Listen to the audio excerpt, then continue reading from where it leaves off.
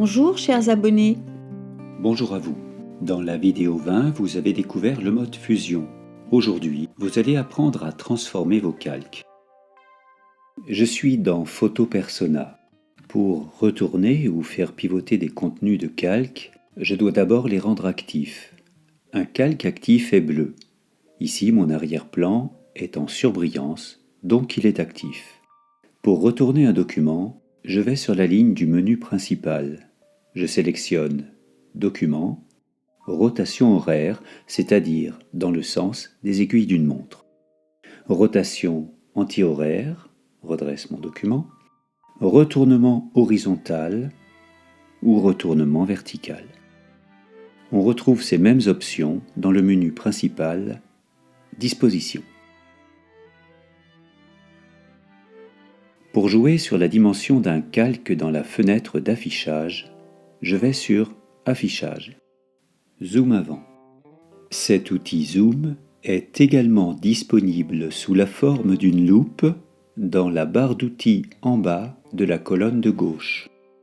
Je retourne sur le menu principal Affichage. Zoom arrière. Adapter la fenêtre.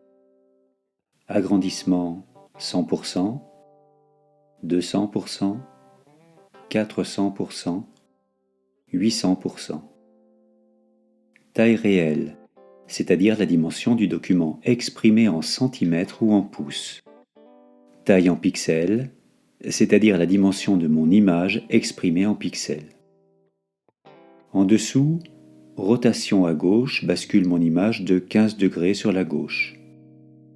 Idem pour rotation à droite, 15 degrés sur la droite. Rétablir la rotation permet de retrouver mon image telle que présentée au départ. La sous-fenêtre transformée me permet de faire pivoter, redimensionner, déformer le contenu d'un calque en modifiant les valeurs. Je sélectionne maintenant le calque des cavaliers, puis Affichage, Studio, Transformer. Toutes les transformations sont réalisées à partir d'un point d'ancrage que je définis. Ça peut être un angle, le milieu d'un côté ou le centre du calque. Par défaut, le point d'ancrage est le petit carré blanc situé à gauche. Toutefois, libre à moi de sélectionner un nouveau point d'ancrage. Le petit carré gris devient alors un peu plus gros que les autres. Ce point d'ancrage, que je peux changer à tout instant, est maintenant un centre de rotation qui conduit le calque entier. X détermine la position horizontale. Si j'augmente la valeur de X à 6000, le contenu de calque est déplacé vers la droite.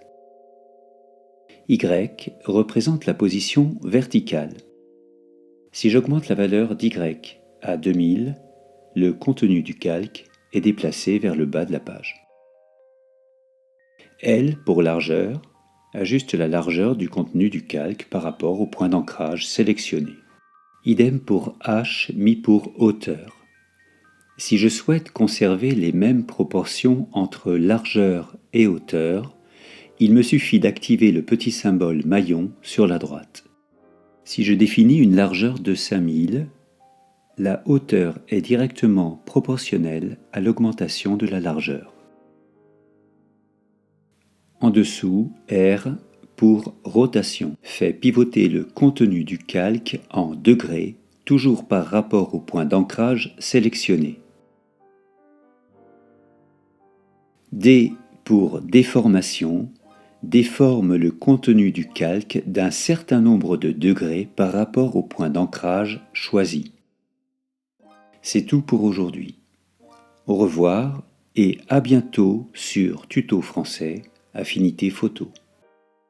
Nous espérons que cette vidéo vous aura plu. Ciao ciao chers abonnés. Merci d'ajouter un petit pouce bleu en nous quittant.